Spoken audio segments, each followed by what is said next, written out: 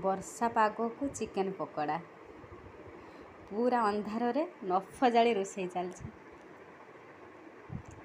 ପୁଅ କହିଲା ଚିକେନ୍ ପକୋଡ଼ା ଖାଇବ, ବାପା ନେଇକି ଆସିଲେ ଚିକେନ୍।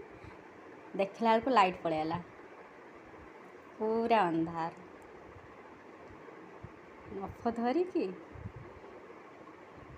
ରୋଷେଇ କରୁଛନ୍ତି।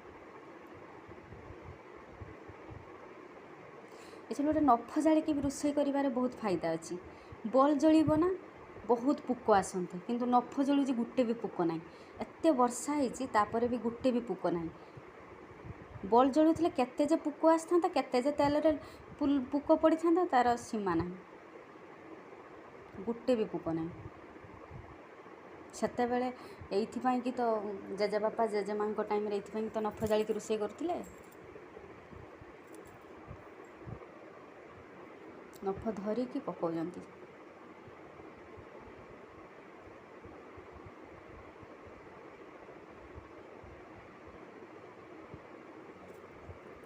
ନଫ ଜାଳିକି ବି ରୋଷେଇ କରିବା, ତାର ବି ମଜା ଅଲଗା, ପୁରା ବଢ଼ିଆ ଲାଗୁଛି। ପୁରୁଣା କଥା ସବୁ ମନେ ପଡ଼ୁଛି ଆଉ।